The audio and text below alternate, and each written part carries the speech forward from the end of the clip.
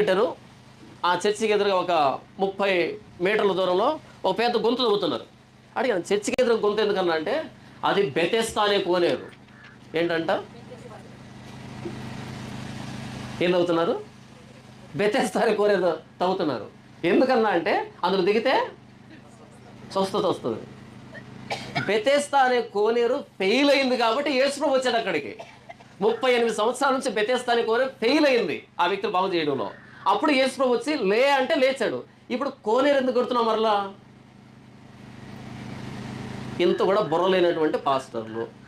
Bible ఉందిగా, Bible ఉందిగా. అరే, బెతెస్దా అనే కోనేరు 38 సంవత్సరాల నుంచి ఆ వ్యక్తికి స్వస్థత ఇవ్వలేకపోయింది. ఒక్కడికే స్వస్థత ఇస్తుంది. దానికోసం కాచి పెట్టుకుని ఉండాలి. ఆ సమయంలో మొదటి దూకినవాడికి రెండో వాడికి లేదు మరలా. యేసు ప్రభు నీ పరుపెత్తుకొని లేచి వెళ్ళంటే అలా పరుపెత్తుకొని వెళ్తున్నాడు. వాళ్ళు ఆపారు. అది ఎలా పరుపెత్తుకున్నావు? ఆయన అదే చెప్పారు నన్ను ఎత్తుకోమని. 38 సంవత్సరాలు వాడే లేవకుండా ఉంటే, వాడినే ఎవడో ఎత్తుకోవాల్సి ఉంటే వాడి చేత పరుపెత్తించాడు. ఇప్పుడు కట్టాల్సింది బెతెస్దా అనుకోనేరా? యేసు ప్రభు గురించి వివరించాలన్నా?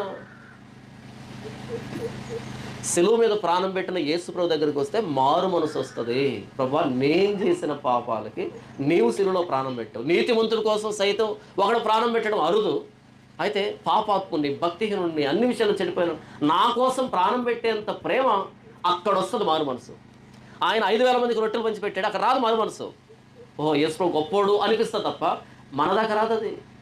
ఆయన అద్భుతాలు చేస్తేనే మారు మనసు రాకపోతే, ఈరోజు స్వస్థత మహాసభలు పెట్టి ఏ స్వస్థత చేయకుండా అన్ని గారడలు చేస్తే మారు మనసు రాకపోగా బయట వాళ్ళందరూ ముఖం మీద గాండ్రి చుమ్ముతున్నారు. ఇదా క్రైస్తవేమని. ఎన్ని తమాషాలు స్వార్థ పేరుతో జరుగుతున్నాయి. దీనికి బాధ్యులమే మనమే. వాక్చాతుర్యం లేకుండా సిలువను గూర్చి ప్రకటించడానికి క్రీస్తులను పంపించాడు.